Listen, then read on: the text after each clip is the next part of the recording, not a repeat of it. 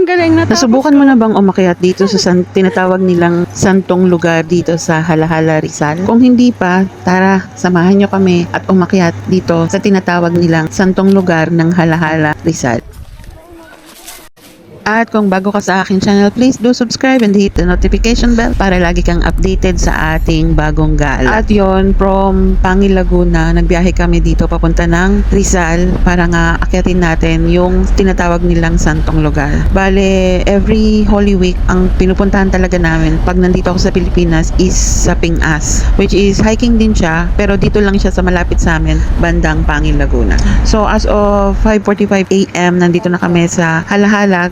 Galing sa bahay ni na Gretchen, naglakad kami papunta dito sa paanan ng bundok na paakyat nga sa santong lugar. As expected, dahil Holy Week ngayon, marami talagang umaakyat na mga devoto paakyat ng santong lugar. So kahit na inagahan namin, is marami na kaming nakakasabay na mga naglalakad. And sabi nga nila, may mga nag-overnight daw sa taas ng bundok. Pwede ka dong mag-tent at hindi ka rin mag-worry dito kung magugutuman ka ba or gusto mo magkape, dahil sa mga gilid-gilid marami ka nang makikitang mga tindahan para pwede kang mag-almusal or kung ano yung gusto mong bilhin. And syempre, ang the best is makikita mo sa paligid na may mga sundalo talaga na nakabantay dahil nga Holy Week, syempre alam nila, expected nila na maraming tao. So may mga medics din na nandito na paakyat sa bundok. At yon, dito na tayo sa pinakang starting point. Pag nakita nyo yung arko na yan, ibig sabihin mag-i-start na tayo na umakyat. At ang kagandahan din dito, meron silang booth dito para mag-register ka or mag-register lahat ng aakyat sa bundok. So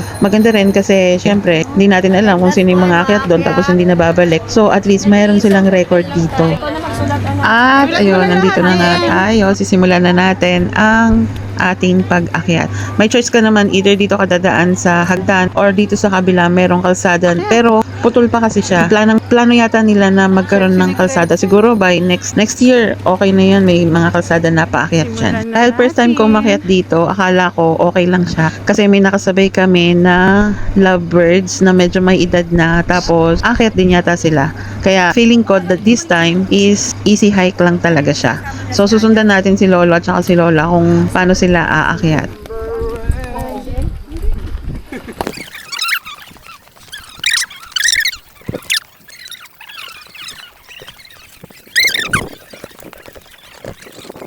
At sa mga oras na to, dahil nga kay Lolo at Lola kami sumusunod, ayun, medyo naiinip na kami kasi medyo mabagal ang usad. So sa panahon na to, medyo gusto na namin mag-overtake kay Lolo at Lola, kaso hindi namin magawa dahil nga maraming nakasalubong. So hindi naman kami basta pwedeng sumiksek dahil nga baka makadangi kami o madapa pa yung mga matatanda. Dahil sa dami nga ng tao, mahirap ka mag-overtake na lang basta-basta. Ayun, na-stuck na nga yung mga kasunod namin sa likod.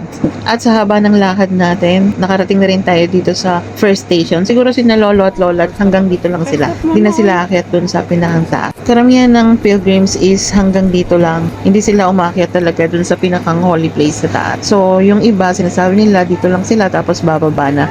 Magtirik lang sila ng kandila, tapos konting petition, tapos prayers, then bababa na sila. Pero syempre tayo, kailangan nating marating yung pinakang holy place sa taas.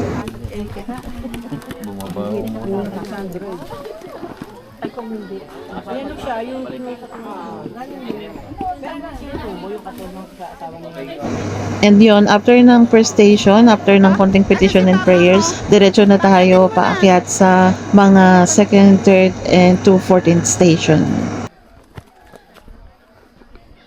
Ang ganda! Sulit! Kaya nga naiba tayo, no? Ganito magandang daan.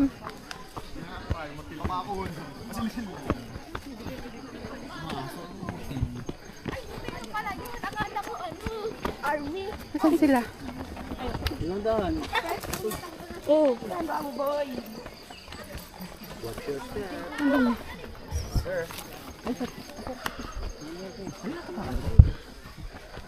Ay, sulit eh. Ano, tapakan mo paa? Sa patas eh.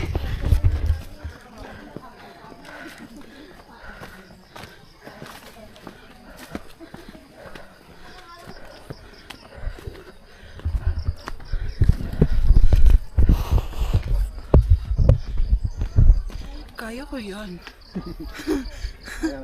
Kaya ko yan. kakayanin. Nandito na eh.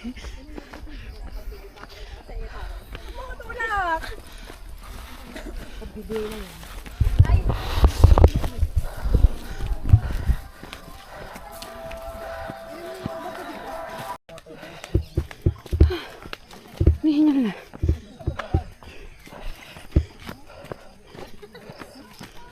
Next round time around. Next time around, basta next time. Tara na?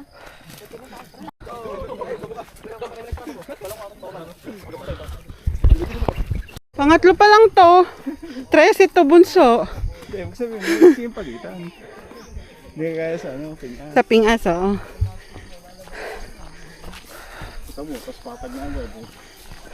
Hindi paakyat lahat. Sa pingas, gantong oras, pinangakan eh. Sa kalsada pa lang. Kasi paakyat.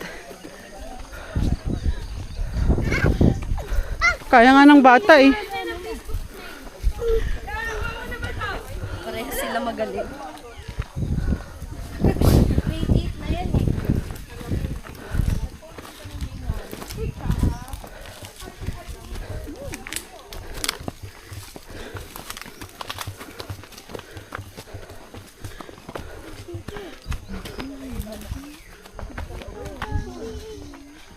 Gabi kapag ko sa pataas.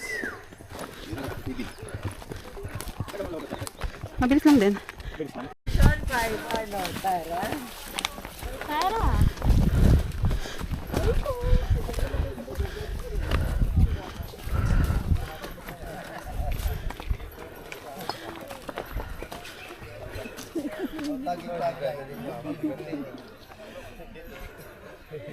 Saan ang tamang daan?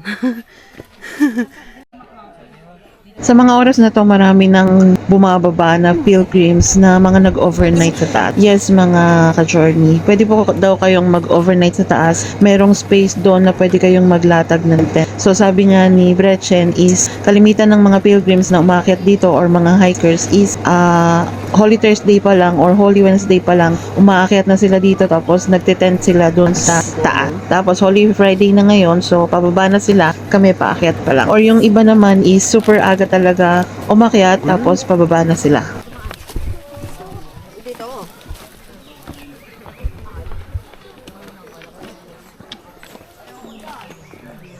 Nakabigyan kita. Kaya? Kaya? Turun!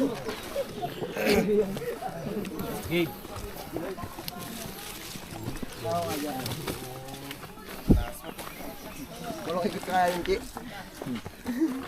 Walang ikot eh, no? Oh, na. Hindi, malayo pa. Wala na. Wala na. Malis na. Malis na. Huwag ka na bumahon. Dalala ka. Bakit may dala kaya tang lambanog? Bawal yan ah. Baka walang hiyan niya. Mamaya na pagbaba na natin.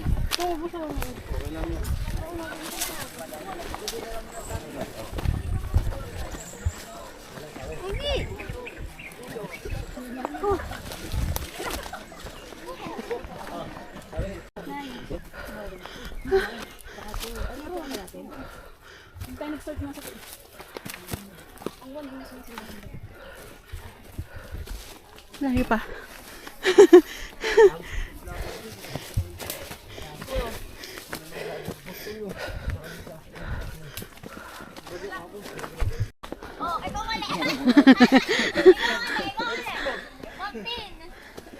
Mga nag-overnight nga siguro sila doon.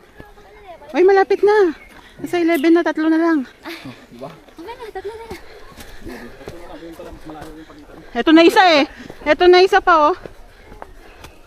Andun na nga sila. Ha? Parang tapos tumari ka.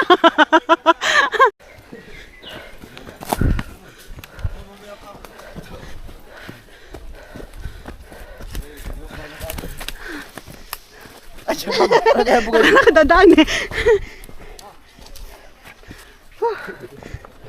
Ay! Hinintay ako. Hinintay ako. Daan na kayo na mag 5 minutes lang ako.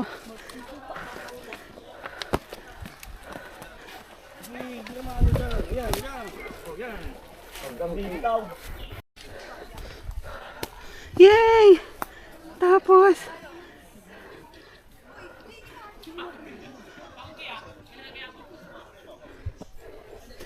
And yay, we made it. Yun, natapos natin yung Ang galing, natapos simula first to 14th station at nandito na tayo sa tinatawag nilang santong lugar or holy place. Ayon sa lokal na tradisyon, ang lugar na ito ay naging sagrado dahil sa himala ng Maulawin. Noong 1909, may mga taong nagputol ng puno ng Maulawin sa bundok. Nang hindi maibenta ang troso, dinala ito pabalik at ginawang poste. Nang putulin ng ang troso, nakita sa loob nito ang imahe ng Birheng Maria na kalaunan ay tinawag na Our Lady of the Virgin of Maulawin. Ang kapirasong kahoy na may imahe ay inilagay dito sa kapilya na nasa tuktok ng bundok na ito kung saan ito pinupuntahan ng mga tao dahil sa pinaniniwalaang milagro nito. And after natin na mag-alay ng petisyon, ng konting panalangin at magtirik ng kandila sa loob ng kapilya, punta lang po kayo dito sa bandang side para bisitahin natin kung saan tayo pwedeng mag-tent if ever na gusto nating umakyat dito earlier para dito tayo mag-overnight. At makikita nyo dito mga ka-journey na ang ganda naman talaga nung lugar dito sa likod ng kapilya. Akyat ka lang ng konti, tapos makikita mo dyan yung patag na tanawin. Dyan pwede na daw or allowed na mag-tent. Marami tayong nakita dito na pinaglagyan ng mga tent ng mga nag-overnight. Siguro yung mga nakasalubong natin bumaba. Bumaba na sila, kaya konti na lang yung tent na nakita natin dito. ito pa yung mga baon nila, oh. Ayun o, yun. Ayun, may mga Ah, ito nang goto mo. Pares. lugaw lang daw eh. Ay, hindi. Picnic din sila. Hindi, kanya-kanya lang din. Kanya-kanyang table. Hindi pala siya overlook, yung parang pinak... So, sa susunod na Holy Week, alam na natin na pwede tayong mag-overnight dito.